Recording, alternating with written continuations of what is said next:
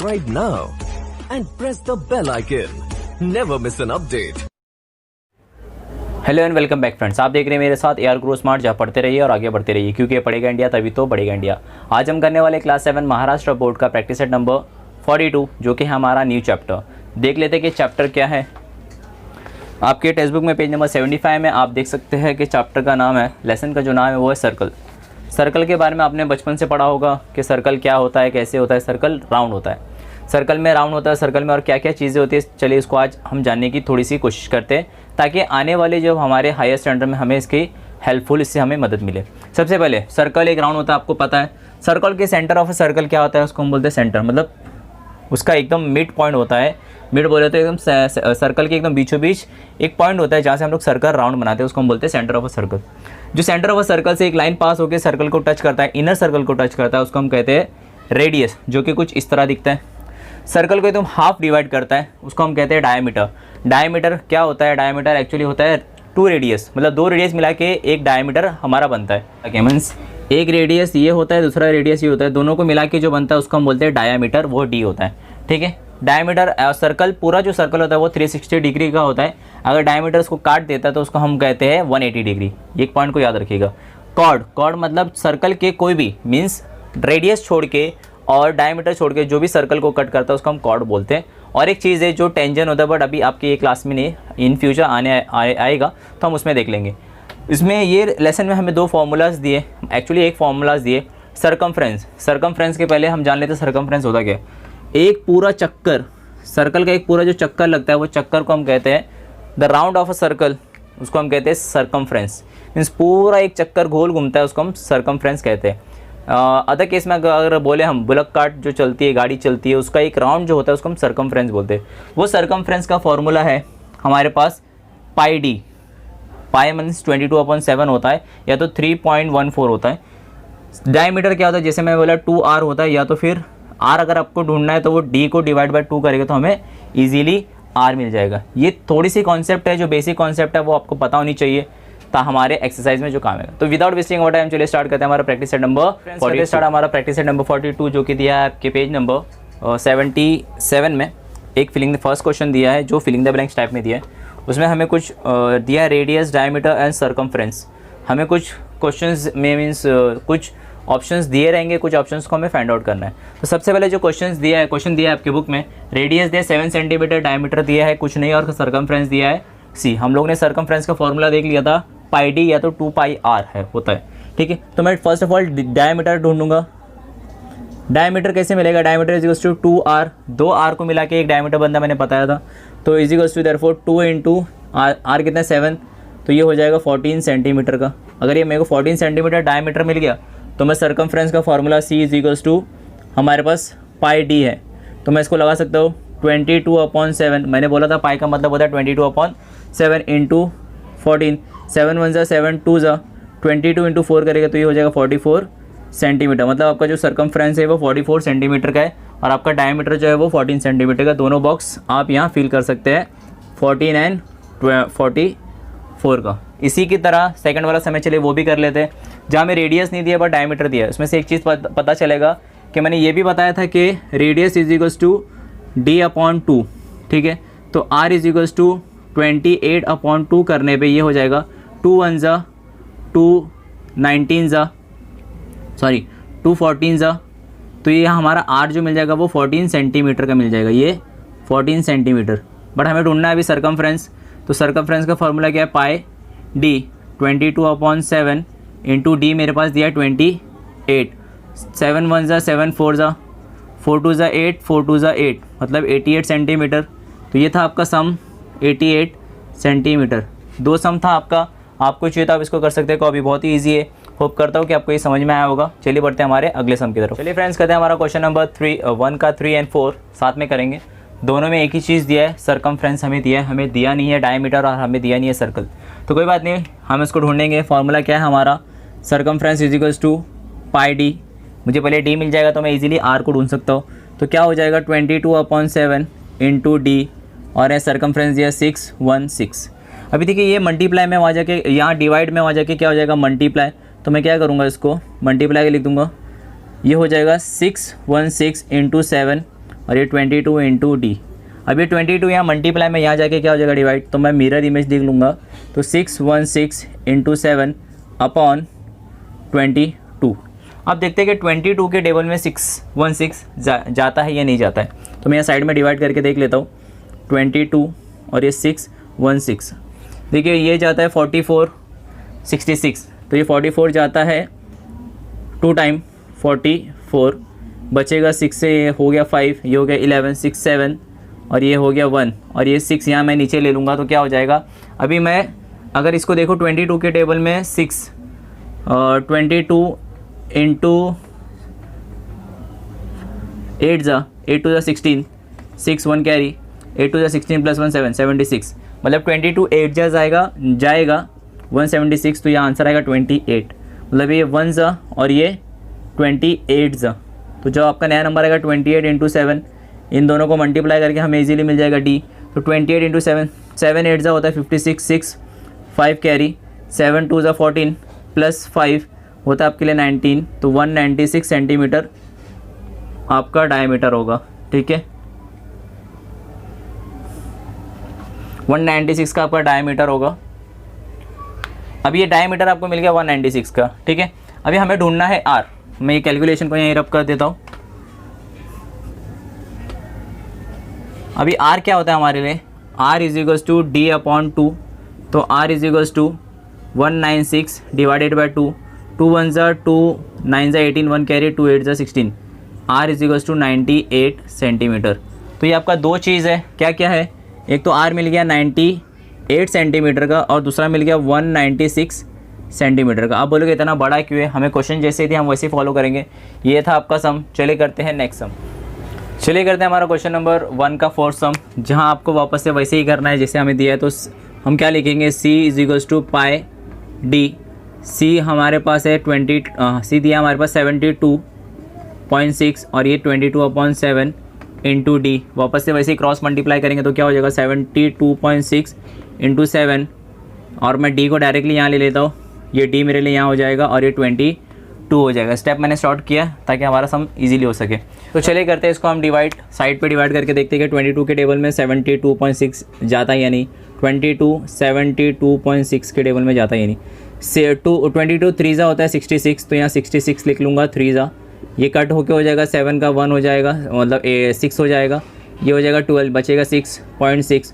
वापस से 66 जाता है पर ये पॉइंट में जाएगा तो 6, मतलब पॉइंट नहीं हटाऊँ हम, वहाँ पॉइंट हम ले लेंगे और नीचे आएगा 66 कितने टाइम जाता है 3 टाइम, मतलब ये 1 जा और ये 3.3 जा। तो आपका जो नया नंबर है वो 3.3 इंटू 7 करेंगे, जो इसको मल्टीप्लाई करके जो आंसर आएगा वो हमारा डायमीटर होगा। तो 7 3 जा 21, 1 2 कैरी, 7 3 जा 21 प्लस 2 23, मतलब 23.1 हमारा क्या हो जाएगा, 23.1 हमारा हो जाएगा डायमीटर सेंटीमीटर। अभी हमको आर ढूंढना है, तो मैं यहाँ ही साइड में लिख लेता हूँ R D upon 2, R is equals to 23.1 upon 2। इसको डिवाइड करके देखते हैं कि वो इसके टेबल में जाता है या नहीं जाता है। चलो इसको यहाँ हम डिवाइड कर लेते हैं साइड में और देखते हैं कि क्या आता है। ये 23.1 और ये 2 टाइम, 2 1 जा 2, ये हो गया कट, यहाँ 0 3 नीचे, 2 1 जा अगेन 2, बचा 1, नीचे लेके आएंगे 1, यहाँ पॉइंट आ जाएगा, 2 5 जा 10, बचेगा 1, अगेन 0 लेके आएंगे तो फिर वापस से 2 5 जा 10, मतलब ये रिपीट होते जाएगा। तो इसलिए हम क्या करते हैं, इसको रिपीट नहीं करेंगे। आज जो हमारा रेडियस आएगा 11.55 आ जाएगा सेंटीमीटर। ये था आपका सम नंबर 3 और 4। आपको चाहिए इसको कर सकते, कॉपी और हम बनते हैं हमारे लिए आपके टेक्स्ट बुक में। If the circumference of a circle is 176 find it radius, आपको रेडियस ढूंढना है। अभी हम लोग ने जस्ट एक सम किया था जिसमें इससे पहले 2 सम हम लोग ने यही किया है जो हमें दिया था।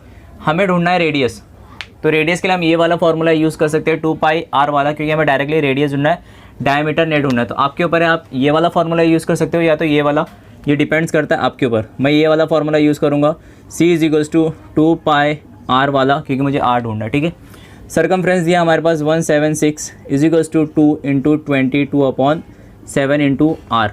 ठीक है, मुझे आर ढूंढना करके मैं ये वाला फॉर्मूला यूज़ कर रहा हूँ, अदरवाइज़ मैं डायरेक्टली पाई डी वाला यूज़ करता हूँ। अभी ये डिवाइड में वहाँ जाके क्या हो जाएगा, मल्टीप्लाई। तो मैं ऐसे लिख सकता हूँ कि 176 मल्टीप्लाई बाई 7 और ये 22 into 2 is equal into R. अभी इधर मल्टीप्लाई में वहाँ जाके डिवाइड हो जाएगा, तो मैं मिरर इमेज लिख लेता हूँ 176 इंटू 7 डिवाइडेड बाय 2 इंटू 22। देखेंगे 22 के टेबल में ये कटता ही नहीं कटता, पहले 2 के टेबल से काट लेते हैं। 2 1 ज़ा 2, 8 ज़ा 16, 1 कैरी 2 8 ज़ा 16, 88।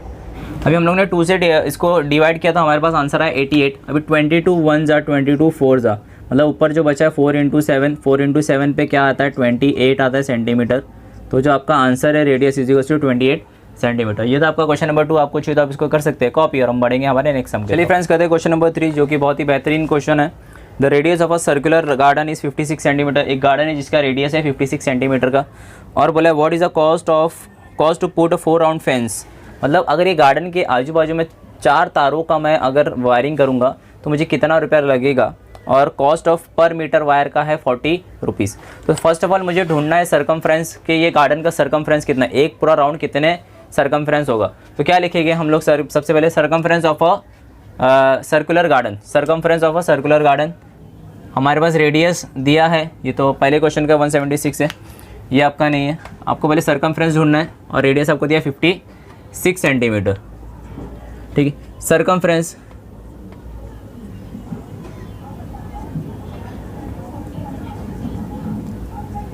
ऑफ गार्डन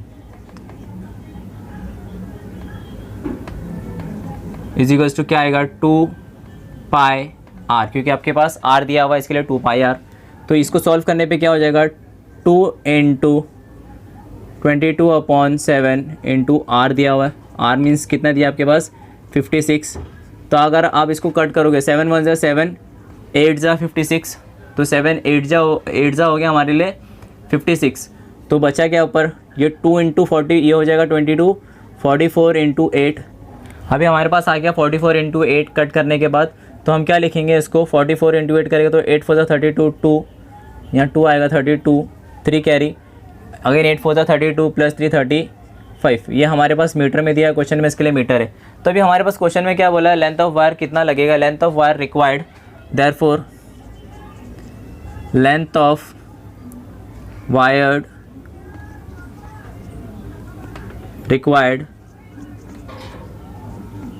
रिक्वायर्ड क्या बोला है, for one round of fencing is equals to 352 centimetre नहीं मीटर। ये आपका 1 राउंड के लिए कितना मीटर लगेगा 352। तो देयरफॉर अभी हमें 4 राउंड लगाना है। सबसे पहले 4 राउंड से पहले 1 राउंड का कॉस्ट कितना होगा मैं वो फाइंड आउट कर लेता हूँ कि एक फेंसिंग लगाने के लिए मुझे कितना लगेगा। Cost of 1 round of fencing, ठीक है यही है ना फेंस, क्या हो जाएगा length of wire into cost price, cost per metre. Length of wire तो आपको मिल चुका है, वो है 352 इंटू पर मीटर का क्वेश्चन में आपके पास प्राइस क्या दिया हुआ है, पर मीटर का क्वेश्चन में आपके दिया 40 रुपीज़। तो ये 40 रुपीज़ अगर मैं इसको मल्टीप्लाई करूँ तो जो हमारा आंसर आएगा वो 1 राउंड के लिए आएगा। तो वैसे हम लोग को 4 राउंड के लिए फाइंड आउट करना है।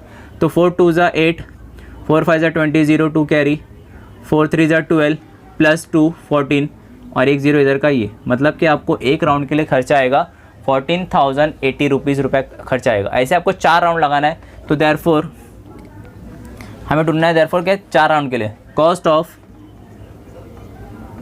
4 राउंड ऑफ फेंस, ठीक है कितना होएगा 4 इंटू 14080। तो इसको मल्टीप्लाई करने पे 4 0 ज़ा 0, 4 8 ज़ा 32 डायरेक्टली आ जाएगा, 4 4 ज़ा 16, 1 कैरी, 4 1 ज़ा 4 5, उसको लगेगा 56,320 रुपीज़। ये था आपका सम पूरा का पूरा यहाँ से लेके यहाँ तक। आपको चाहिए तो आप इसको कर सकते हैं कॉपी, और हम बढ़ेंगे हमारे नेक्स्ट एंड आखिरी सम की तरफ। तो चलिए फ्रेंड्स करते हैं हमारा क्वेश्चन नंबर 5 जो कि दिया है the wheel of a bullock cart. Question number 4 sorry, the wheel of a bullock cart has a diameter of 1.4 metre, how many rotations will the wheel complete has the cart travels 1.1 kilometre. एक तो यहाँ metre में भी दिया है और kilometre में भी दिया है, दोनों चीज़ को हम लोग को बाद में करना पड़ेगा कैलकुलेशन। सबसे पहले तो एक व्हील है वो चल रहा है। तो फर्स्ट ऑफ ऑल हमें क्या ढूंढना है, सरकमफ्रेंस, जैसे हम लोगों ने प्रीवियस वाले समय ढूंढा था। तो हमारे पास गिवन इन्फॉर्मेशन में जो है पहले r दिया हुआ था, अभी d दिया हुआ है। तो therefore circumference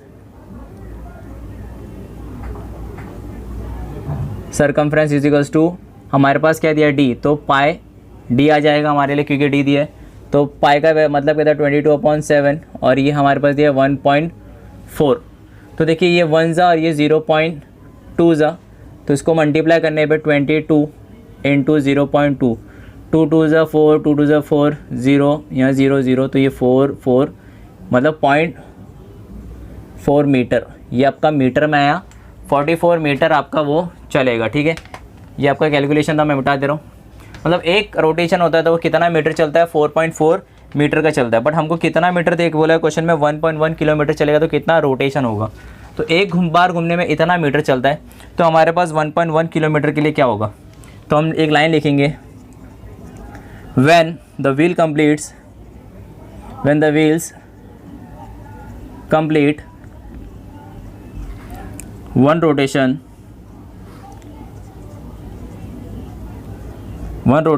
it crosses a distance of 4.4 metre. ये आपके पास ये लाइन होना चाहिए। तो हमें ये पता है कि 1 रोटेशन इक्वल्स टू 1 सरकमफ्रेंस, ठीक है। 1 रोटेशन इक्वल्स टू 1 सरकमफ्रेंस। तो ऐसा हमें टोटल नंबर ऑफ रोटेशन अभी ढूंढना है। तो मैं ये डायग्राम को मिटा दे रहा हूँ, ये डायग्राम की हमें ज़रूरत नहीं है। Therefore total number of rotations क्या हो जाएगा, total number of rotation is equals to distance upon circumference, distance upon circumference.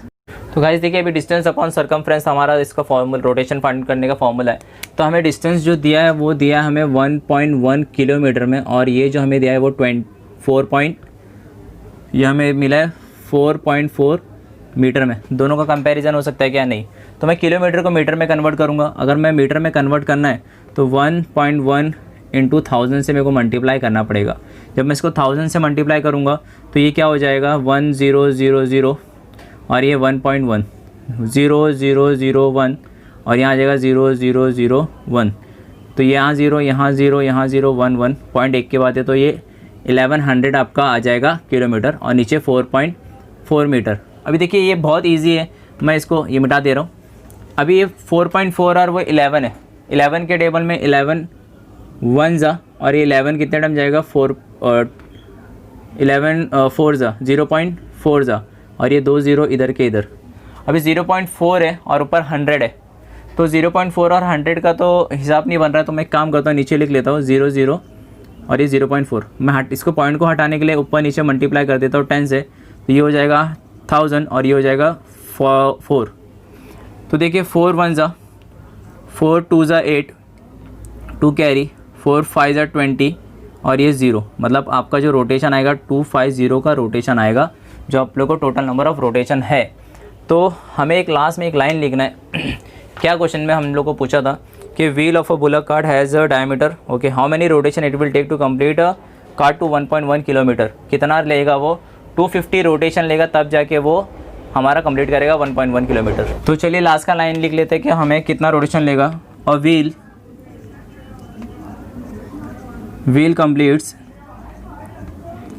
completes 250 rotations to